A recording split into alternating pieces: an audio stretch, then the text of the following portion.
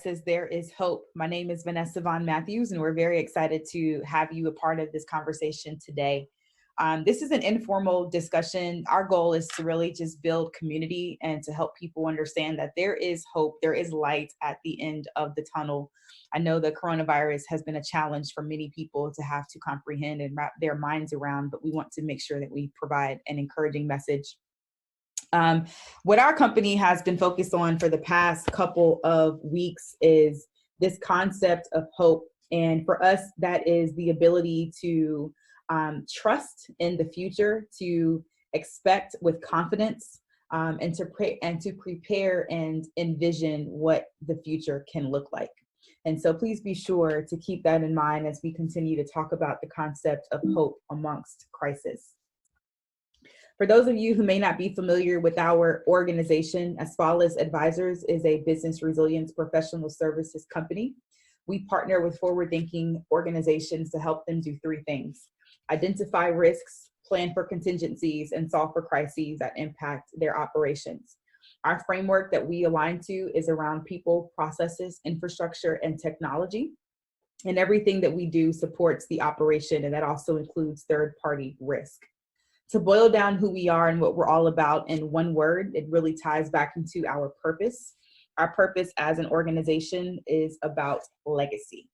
We believe that every leader wants to build and leave a legacy, and therefore everything we do from a risk mitigation, crisis preparedness, and business continuity perspective ultimately supports the legacy of every leader globally. We've been working with clients on a global level, managing the coronavirus pandemic from January to date. Some of our clients have had cases of COVID-19 at their facilities, so we have helped and partnered with them to kind of think through what those strategies are. We too, like many other companies, have had to pivot. We've been doing a lot more in the crisis management advisory space, as well as crisis communications, and helping leaders to truly craft a message that they can sell not only to their customers, but to their employees and their stakeholders. We've also done a focus of leadership development with a narrow pitch around crisis leadership. We've been working with organizations who are responsible for risk management, communications, loss prevention, and security from a number of organizations, as well as business owners.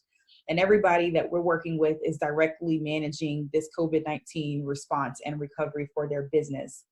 And so when we talk about the concepts of crisis leadership, that has been very, very critical. But we've also extended that to their supply chain, as well as to their employee base. From a supply chain perspective, they have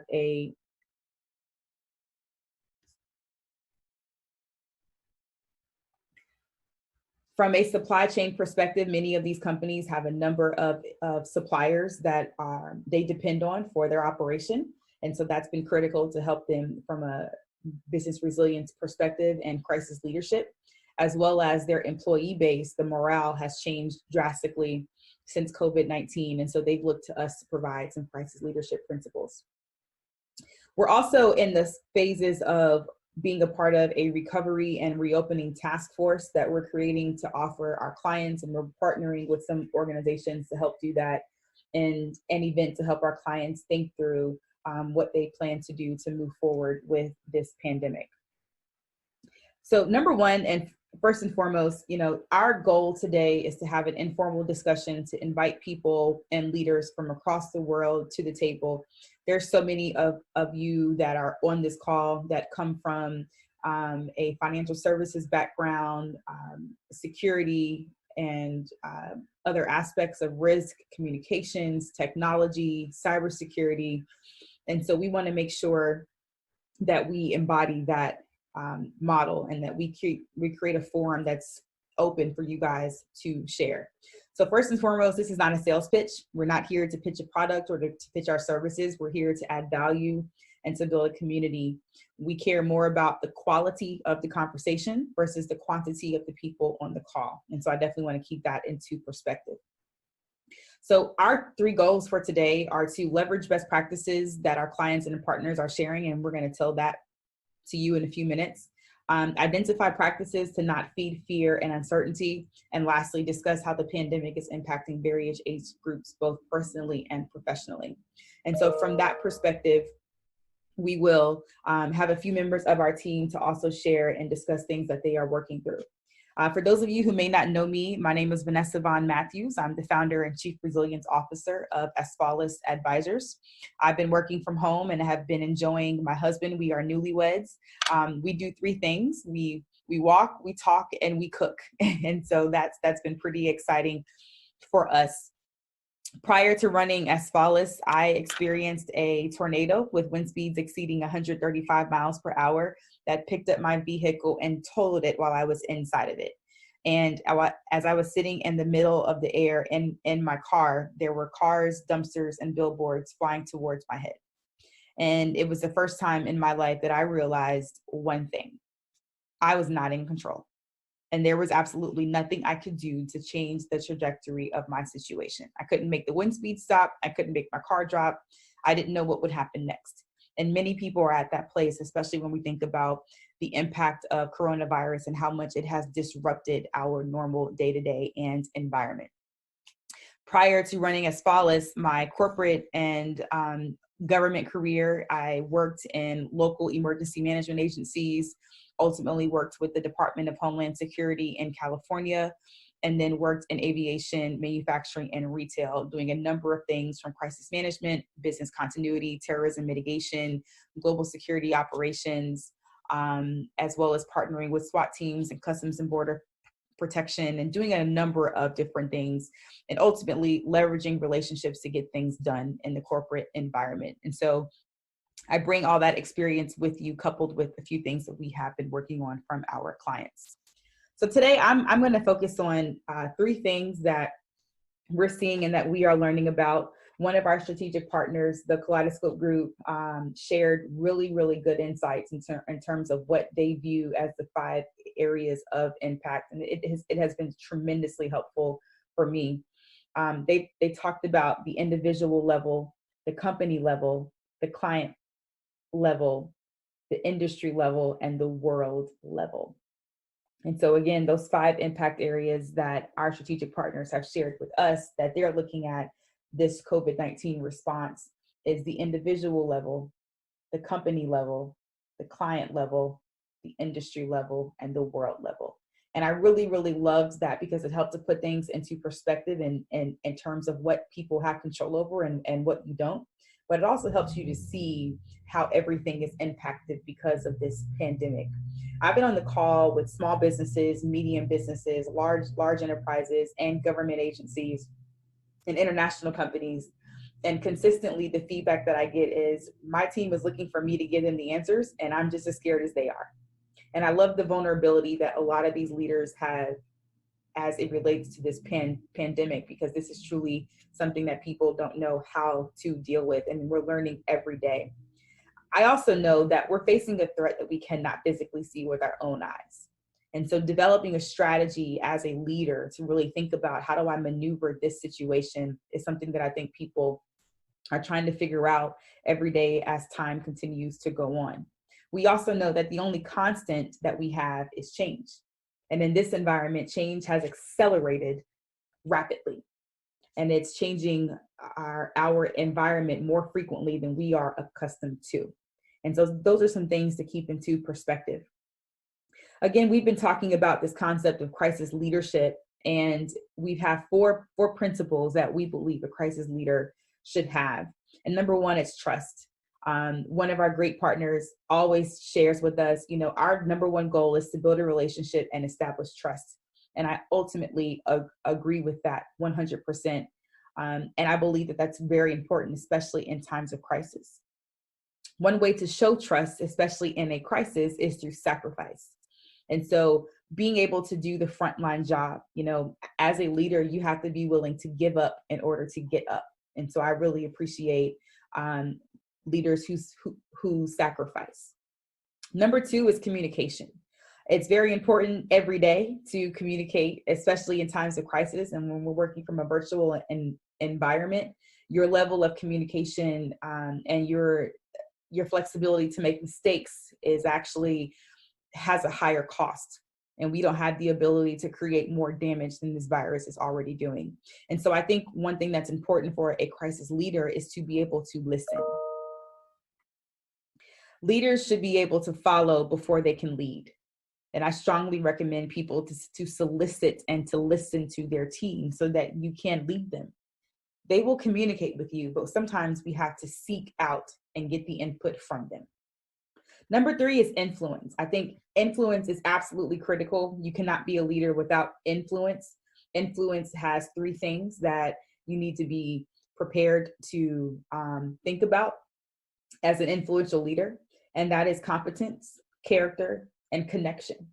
We have to have the competence to do the job, to manage, and to move the ball forward. We also have to have the character, and your ethics really, really matter as a leader.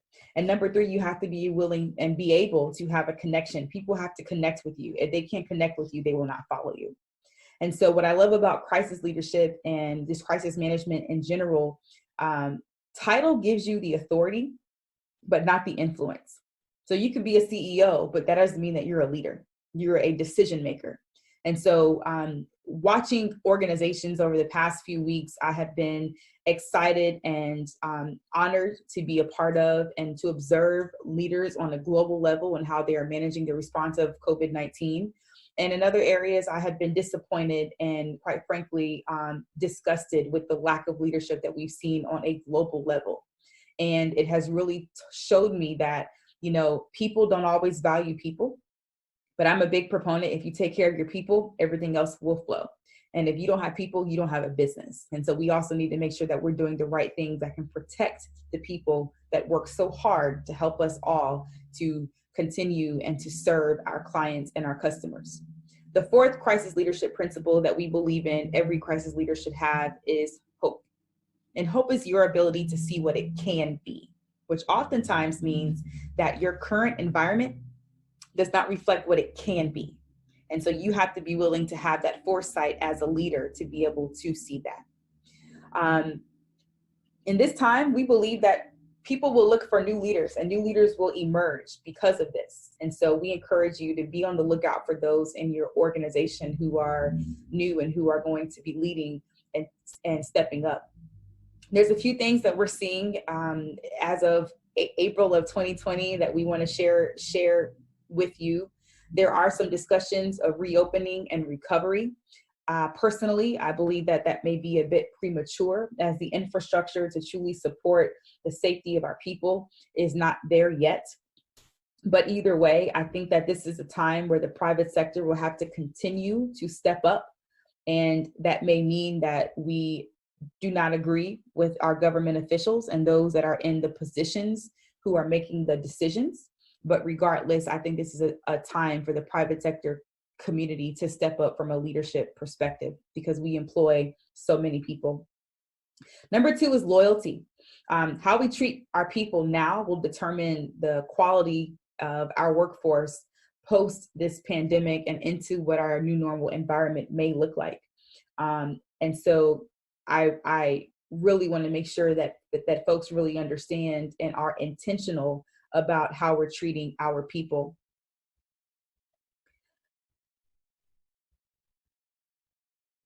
I also believe that the most important key performance indicator is for you to talk to your team, your customers, and your partners. This is absolutely critical in this environment, and you should be measuring how often you are doing that.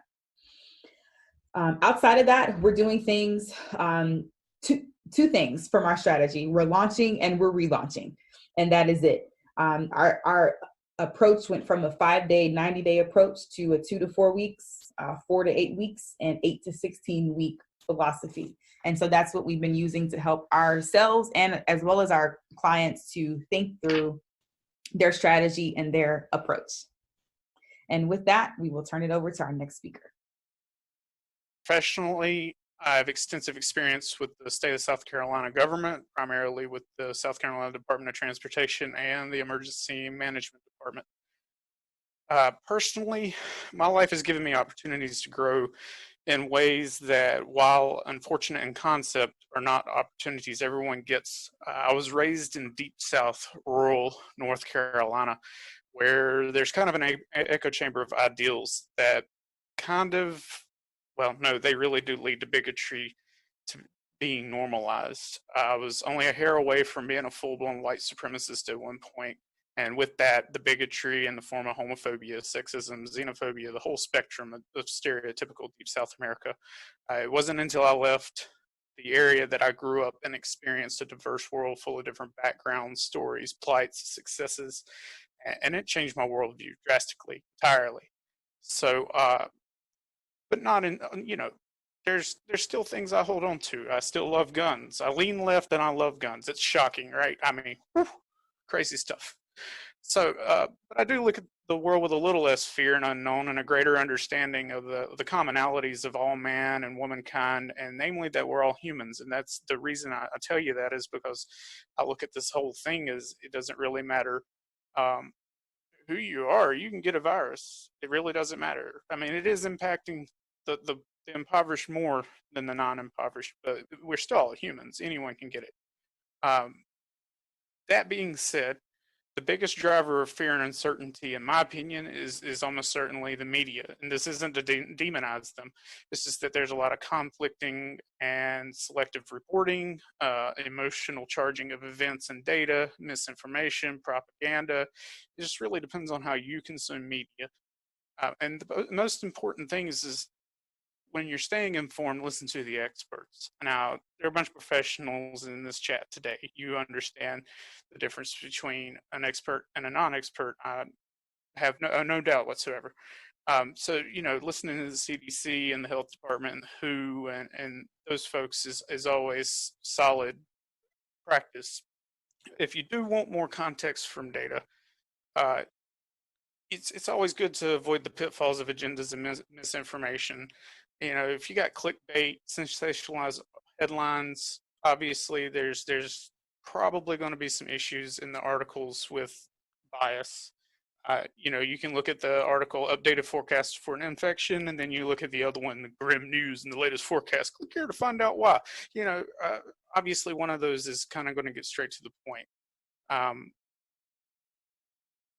I will also say that from personal experience, limiting consumption has been a great tactic. I check the news in the morning, I check it at night. I see what started the day, what ended the day, and then the next day I'll see what happened overnight on the other side of the world. It gives me a way to pace the fast news. Um, it really cuts down on the trying to keep up with every single thing that's happening, because there's a lot of things. I mean, you can't consume it all, and it becomes an anxiety-ridden process. Um, I was going to omit the part where I said to make sure you're looking at the bigger picture. Really, though, it is important that even if you have 1, 2, 3 sources you've trusted your whole life, it's always good to even look at the opposite side. A news source you absolutely hate. It's to get the bigger picture. Sometimes to know what's right, you should look at what's wrong. It gives you a better perspective on what other people are saying, and it helps in conversation as well. If someone says something that's not necessarily accurate, it helps guide them to the water, so to speak. Um, the next thing is self-awareness. The biggest variable in fear and uncertainty is you being aware of your emotions and where they're coming from. Constantly being stressed out puts our biological processes into fight or flight. This means that you can maybe retreat and prefer to stay at home, even if you need to go to the store. It could cause you to fight, which means that people you normally get along with and you're going to get along with later, there's a simple disagreement, and it's just because someone's panicking. The biggest thing is to remember that you and everyone else, we all need empathy and understanding right now, because we are human, like I said. So cut yourself some slack, cut everybody else some slack. Um, and finally, really, if you find everything overwhelming or out of control, put yourself into a situation where you can learn and grow. Sharpen your existing skills, learn new skills, especially if it's something you've always wanted to learn, like guitar or underwater basket weaving. For the record, I really don't think that's a thing, but it's something somebody's been saying to me my whole life. So, um, you know, I keep telling these folks here, you got to look forward past all this. It's hard because we don't know if we're 1 month out of it, 2 months, 3 months. We're going to see a resurgence in the fall, but it's still like what's happening now that I can use to do something later. Um, and there will be opportunities created by a crisis. It happens. It's an unfortunate truth. It's kind of, anyone outside of this profession will look at you funny and look at you like you're an awful person. But at the end of the day, we all know that crisis creates, opportunity. So, Thanks, Brandon. yep. So, yeah, anyway, cut my rambling off there. I hope everyone has a good day and gets something out of this and has a conversation with us a bit. Thank you. Awesome. Thank you so much for sharing your story and your perspective on consuming education versus news. Next, we have Dr. Rosalind Harrington. She'll talk for about 3 to 4 minutes. She comes to us with a vast background in higher education, project management, emergency management, and leadership. A fun fact about her is she was a former homicide detective and assault with a deadly weapon detective with the city of Charlotte. So she is pretty bad, and I don't play games with her. So without further ado, Dr. Harrington. Hi, greetings to all. Thank you for imparting and hanging out with us today. So a quick snippet of my background. Yes, I was in law enforcement here with the Charlotte-Mecklenburg Police Department for 15 years.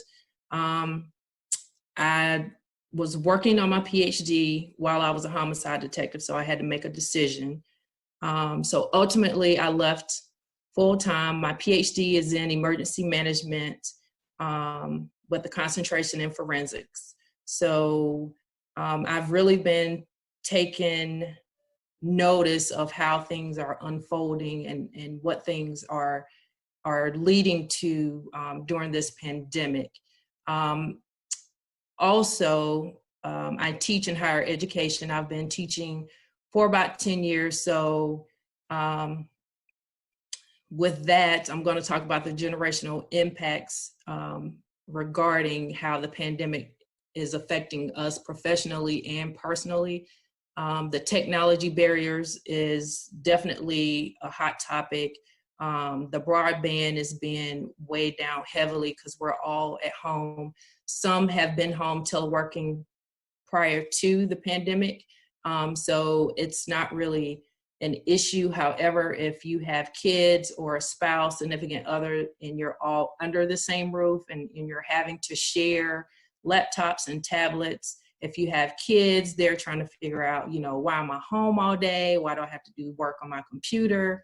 Especially for your younger kids, middle school kids, that age group, they're probably dealing with some of the same issues along with the lack of socialization with their friends. If you are part of the social media generation, then you know that all this TikTok and videos and video chats and things are taking place. For example, all of us are using Zoom. So again, it's definitely taken a toll on everyone. College kids are feeling cheated out of their education. They're like, what am I paying for? Because now they're home and they're not motivated to actually get up and go to class. I've taught online before, but now when I'm doing my Zoom lectures, my students are in the bed on their laptop and I'm making them get out of bed, get some exercise and be productive throughout the day. With that, being grounded while on the grind, we're all trying to balance the need to comfort family with the responsibility to our employers, our employees, and make sure everyone is happy, healthy. We are definitely engaging in inviting everyone into our homes, introducing our kids because they're trying to sneak through the background without being noticed. The dog wants to figure out, what are you doing? Then you have impatient spouses. It's my time to be in the office. So, just trying to take some time to navigate this uncharted territory that we're dealing with. Last but not least, exercising grace and mercy. we're all trying to be as productive as we can during this time, but let's be honest, like we're being less productive because we're trying to be realistic with everyone that's at home and dealing with the various issues and stressors that are taking place under their roofs. Some things that I tell my students, set, some goals for yourself every day. For those of us in a professional arena, do one or two things you need it done for the day for your job, one or two things to help your kids accomplish, and then do like one family activity where there's like watching TV shows, cooking dinner together, going for a walk around the neighborhood, getting some fresh air. But the more you put on your plate to try to get done, the more frustrated and more stressed out you become. So just exercising grace and mercy with yourself, your extended family, your employers, your employees, because again, some of us have been teleworking and others of us, we're like in a 3-ring circus. It's like, what do I have to do today to make it to lunchtime? So again, just being aware of what we're dealing with. I'm done.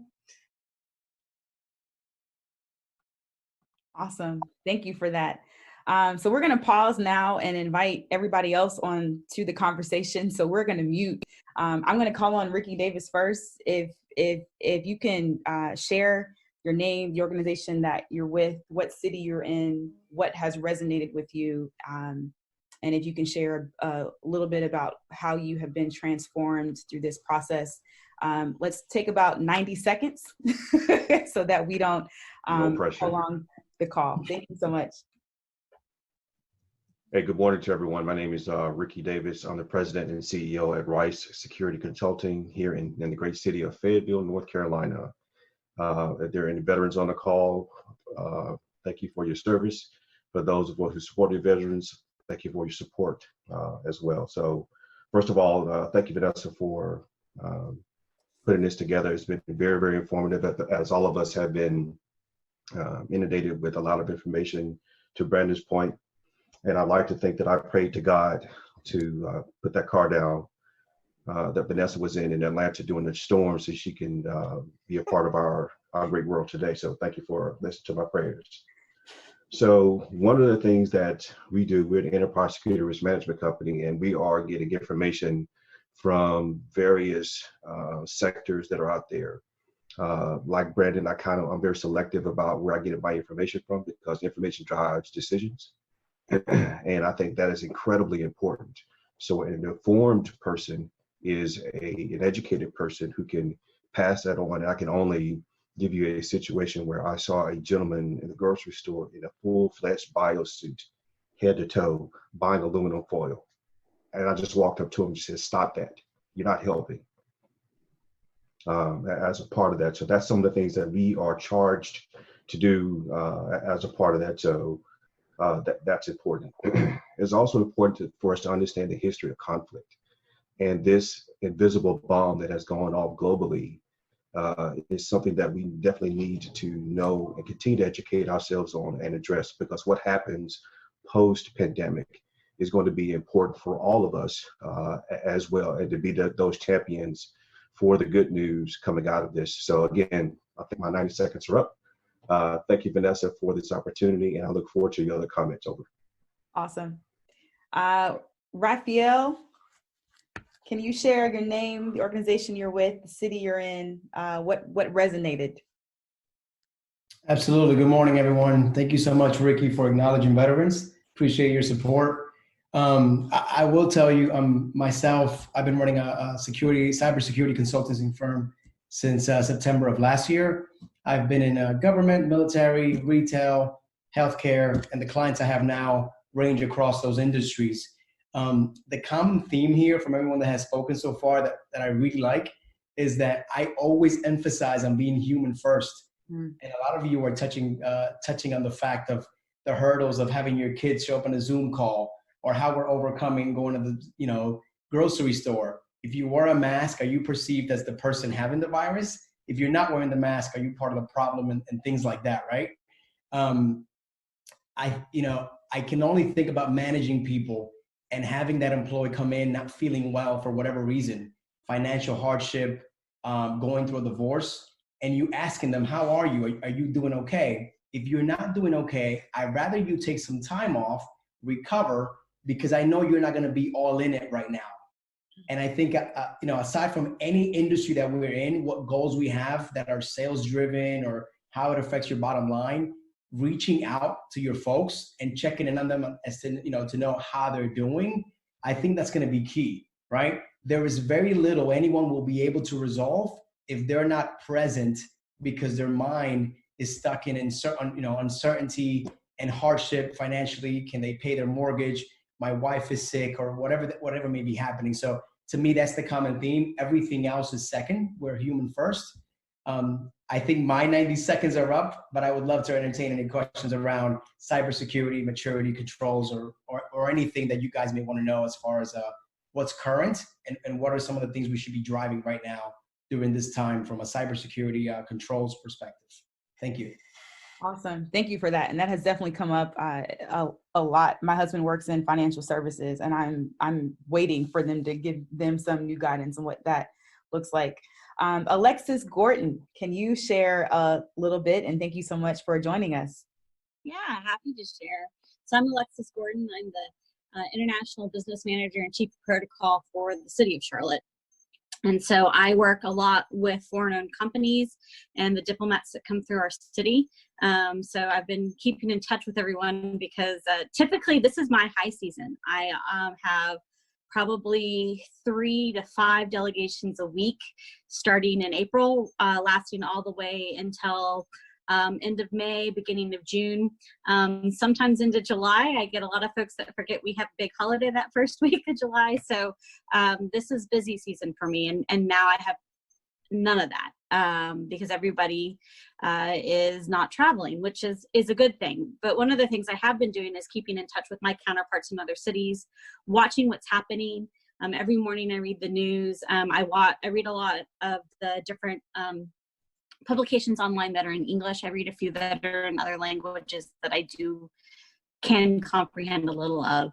But lately I've been doing a lot of watching what's happening in Asia. So this morning they were talking about how Hong Kong is hitting their second wave. So if some of you have been watching what has happened in Asia, they very quickly contracted everything, very quickly shut things down. They have a much more collective society, so it's a little easier to do that, to have those kinds of rules that we're all going to stick to. And they did that. They started to loosen up a couple weeks ago, but they're finding out that it's too soon. There's in particular, they were down to less than 10 new cases a day for the last week and a half, I think, and now they're seeing those numbers rise again. So they are going back to their original measures that they had with quarantining. And Europe is seeing a lot of the same thing. The European Union just agreed to a 500 billion euro economic package that they're going to do all together. Every European nation is handling it a little differently. I went to university in the Netherlands, so I've seen a lot of connections there. Some of the neatest things I've seen is that in their tech scene, their fintech and their ed tech and any of their tech scenes, they're all coming together and they're finding ways to use their resources and their technology and that data that they're used to using from financing for medical use. So even the university I went to, there's a bunch of the techs got together and are helping with how do you look at how the virus is doing? Because that was another thing that the WHO reminded us, is that some people are hoping for, some of you have maybe heard that word, herd immunity, that phrase. The World Health Organization is saying we can't really hope for that right now because we don't understand how this virus really attacks the system completely. We know the effects, but we don't know what it's doing. And so that means we don't know who is really the most at risk and why. And so if you are looking for herd immunity, the way that works is kind of remember those of us that grew up in that age where we had chickenpox parties. I remember my mom sending me to one because we're hoping for herd immunity, catch it while you're young. Well, we don't know like where the most damage is going to be. So if you just tell everyone just go out and try to catch it, that's not going to be very helpful right now because we don't know how it affects the population. And so for me, oh, I know I'm out of time. So thank you. It's just listening to what others are doing. So thank you. Absolutely. Eric Leoy, what city are you in? What organization are you with, and what has resonated? You're on mute. There we go. Yeah, they always have to have one that starts talking while they're on mute, right? Hi, everybody. I'm Eric Leoy. I'm with Dixon Hughes Goodman. We are a CPA firm. I am a forensic accountant by trade, but I like to think of myself just as a general business consultant mostly. I'm here in Charlotte, North Carolina, as with a number of you.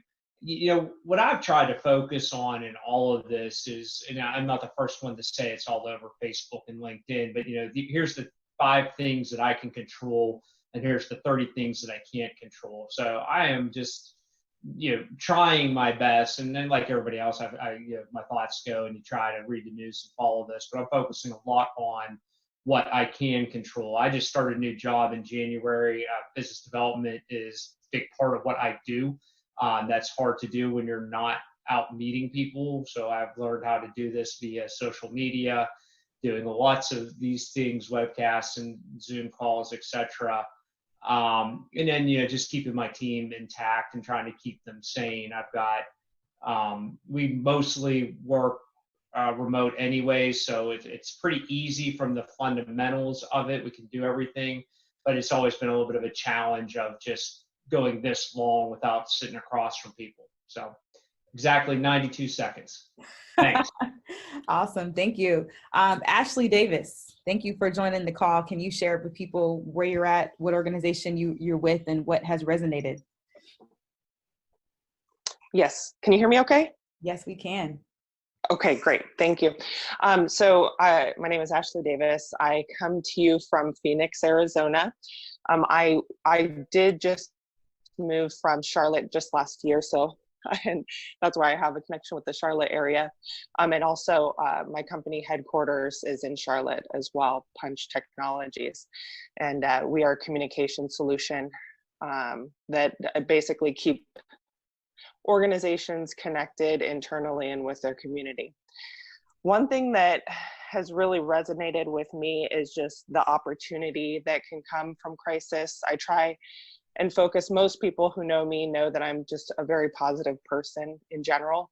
And so I really try and find what can benefit me, what can benefit those around me, that I can help them see, you know, an alternative perspective. So I've just really been focusing on how can I help others see how this can benefit them. This, you know, unfortunate time that we're going through, this unprecedented time, I feel like there's always an opportunity. So whether that be, you know, folks looking at their current positions and if they're in love with them, and if, or maybe they're not, and maybe they need to look at an alternative coming out of this, or organizations, how can they, you know, transition their mindset to thinking differently, to focus on a different strategy that will help them come out stronger. So that's really what I've taken from this, is just trying to find the positive and helping others around me, you know, find that positive and that alternative mindset. Awesome. Thank you. Stacy Porter, if you wouldn't mind, can you share a little bit about yourself and the city you're in and what has been resonating with you? Can you hear me? Yes, we can. Yes, good morning. My name is Stacy Porter. I'm originally from Washington, D.C., but I've been in Atlanta, Georgia for about 8 years. I moved here because I got a promotion with the federal government, decided to stay since the cost of living is much cheaper than Washington, D.C. But I spent 22 years with the federal government, all in law enforcement, 8 years with Secret Service, all at the White House. So I worked under Clinton and Bush. 9/11 occurred while I was working at the White House. Homeland Security was created, and of course I transferred over there, and that's how I ended up moving to Atlanta. I did retire from the federal government 2 years ago, and I did a brief stint over at Atlanta Hartsfield Jackson Airport as a security manager. And doing that position, I realized this isn't something I wanted to do when I retired. So I stepped away because if I couldn't give it 110%, I'd rather for someone else to sit in that seat and do it. Once I stepped back away from that, I started my own LLC called Porter Global Security, and pretty much going into schools, businesses, and house of worship, just talking to them about risk assessments or doing risk assessments and talking to them about security awareness training.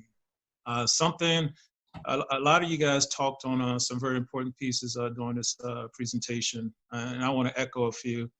Post-pandemic, some things we're going to have to think about, especially now, is going back into our houses of worship and our schools.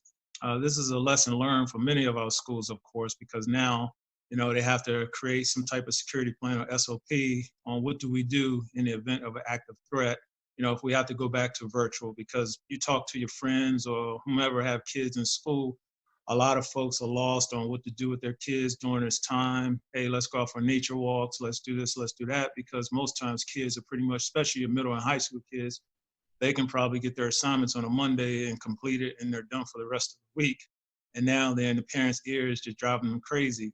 As far as your houses of worship, once, things get back to some type of normalcy, my thought process is, will these houses of worship be, cleaned down thoroughly?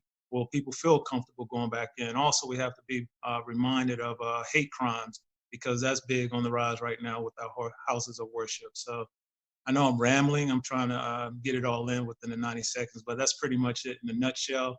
And I'll be happy to talk further if anyone is interested. Awesome. Thank you for that.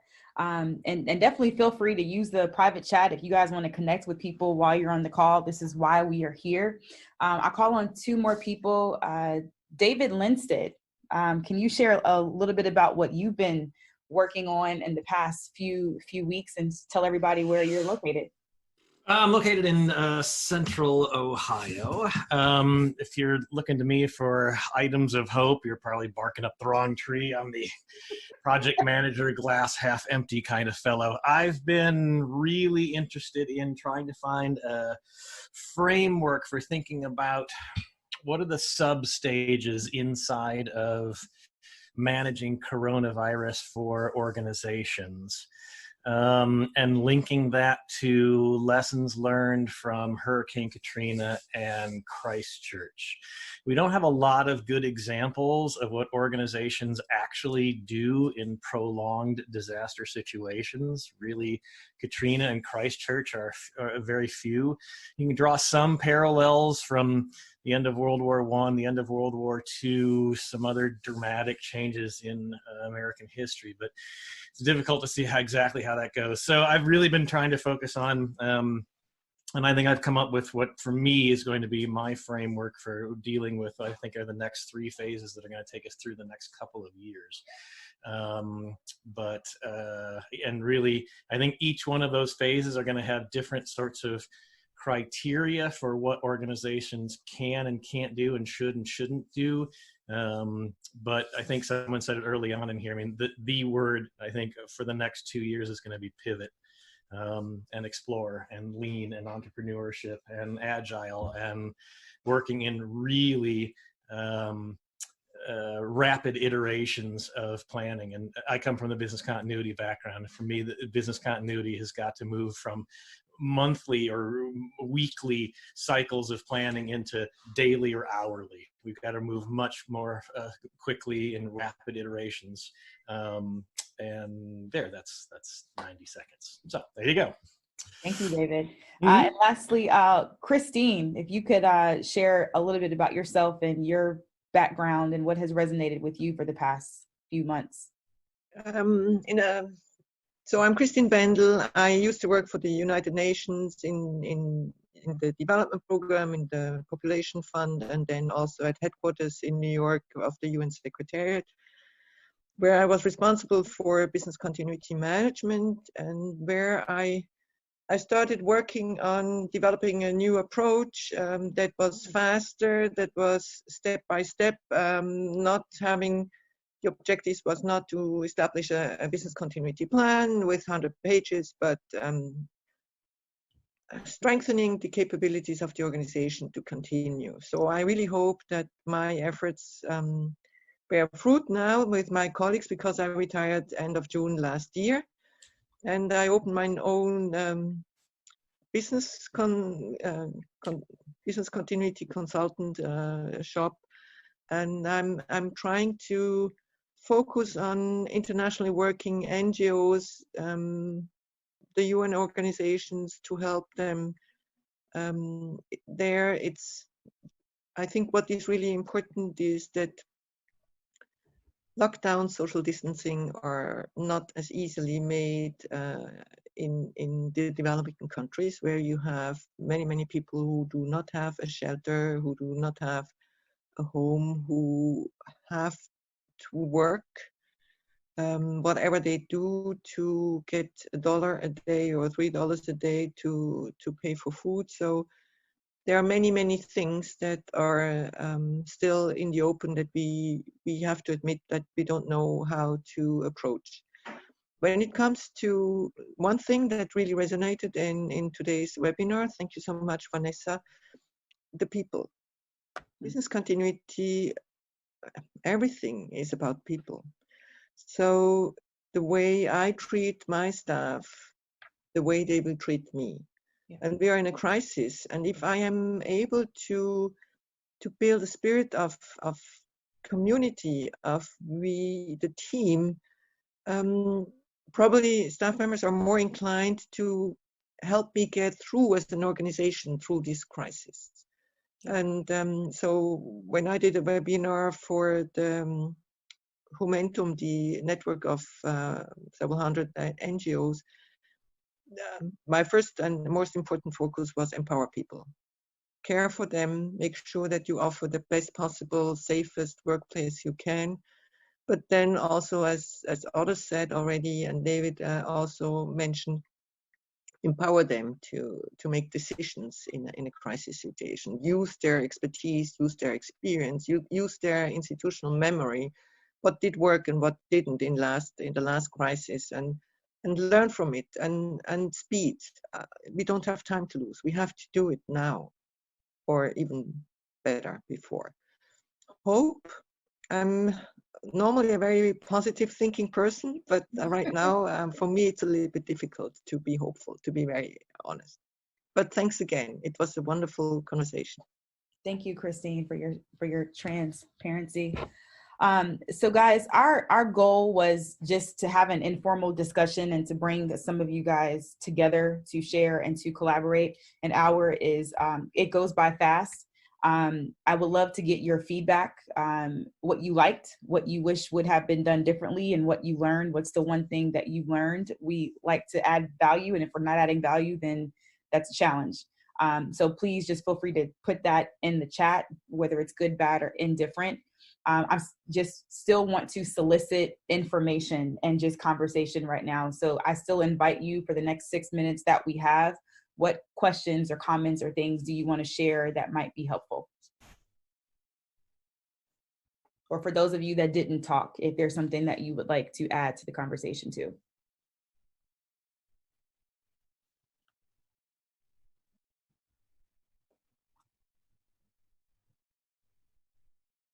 You should never ask for people to comment 2 minutes before lunchtime.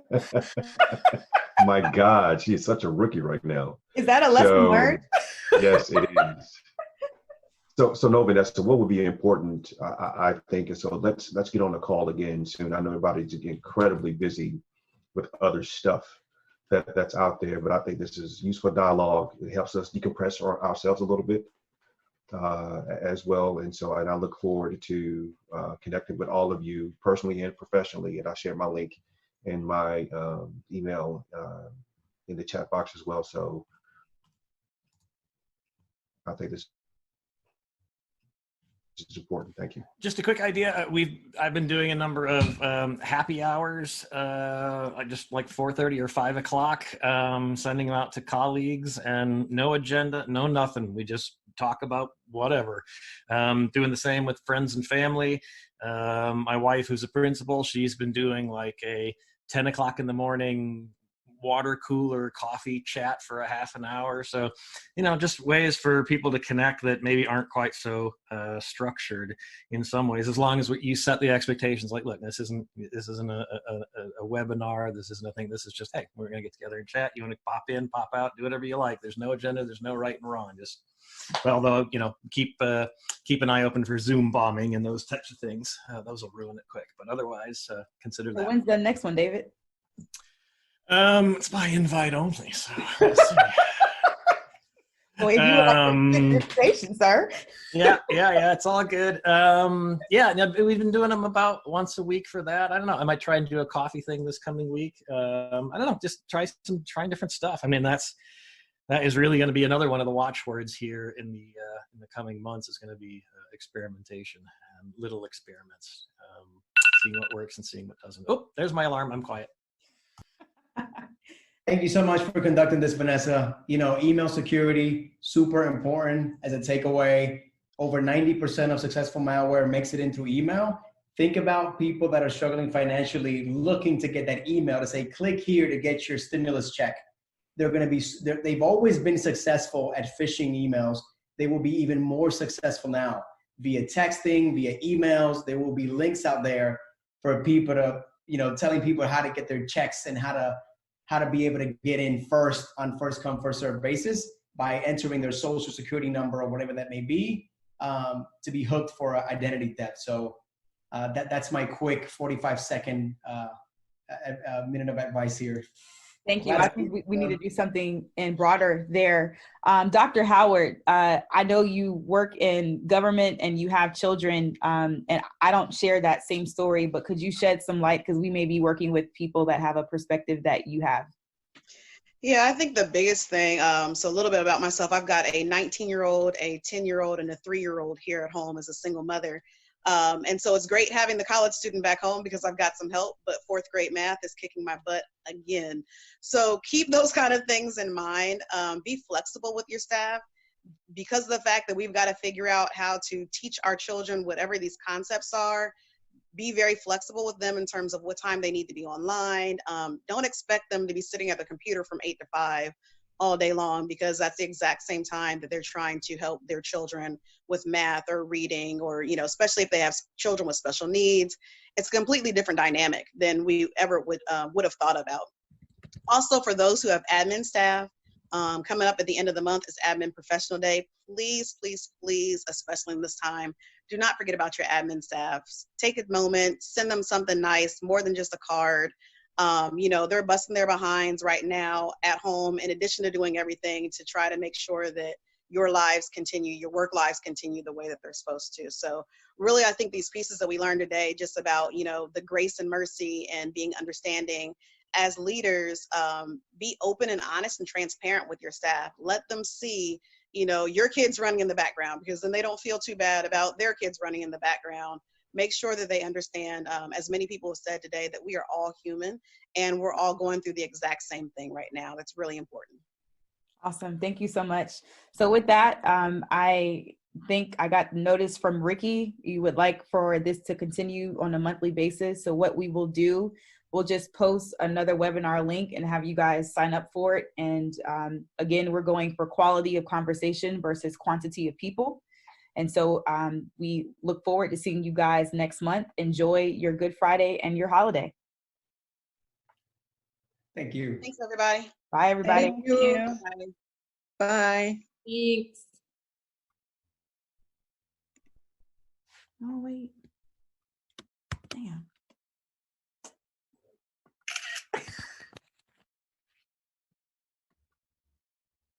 Hey, y'all. Cursing on mic. Hey, Alexis. We can't hear you. You're on mute. Hold on. Let me unmute you guys. Sorry, I tried to multitask using my cell phone today. It's not working. I'll leave. Just send me everyone's LinkedIn. Everyone was posting them in the chat, and I was trying to copy and paste them at the last minute. And yeah, you guys have fun. Bye. All right. Bye, girl. See ya.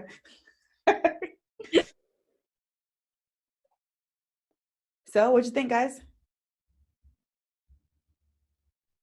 That was really good. Rosalind left already. she's Palin. She's like, oh no, they're gonna trap me with talking.